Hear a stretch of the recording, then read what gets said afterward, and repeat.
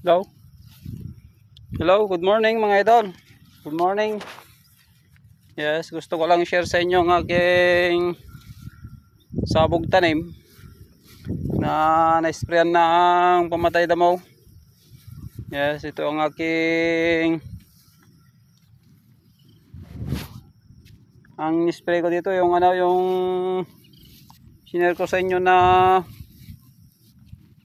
Pispiton. Yes, meron tong 2000 OD herbicide. Yan mga idol, oh. Kita nyo mga idol.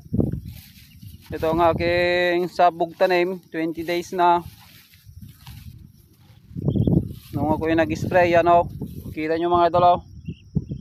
Hindi nyo kasi maano dahil naanuan ng araw.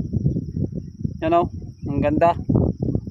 Na ano natin yung mga damo, talagang makikita mo na mamamatay oh. Yan na oh. Pangalimang araw na to mga idol.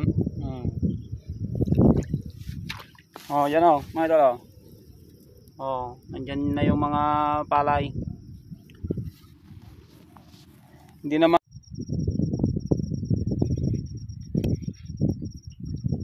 yes, gusto kong i-share sa inyo ang aking ginamit na pamatay damo.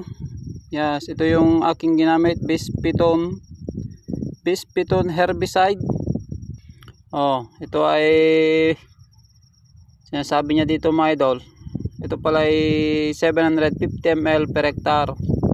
Oh, kaya ang sukat nito sa isang 16 liters na sprayer, ito ay lagyan mo ng 75 ml kung ikaw ay mag-spray ng isang 1000 square meter per square meter. Yan, kaya yung isang hektarya mo lagyan mo ng 10 loads, kaya magiging 750 ml lahat ng Pispiton na magagamit mo.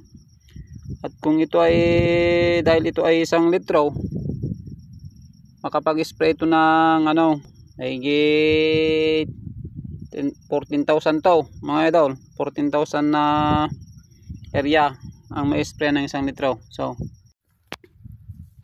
ito mga idol oh, yung spray ko ng Pispiton, yung aking sabog tanim, makikita nyo talaga mga idol na talagang pumula na yung yung dumilaw na yung mga damo oh.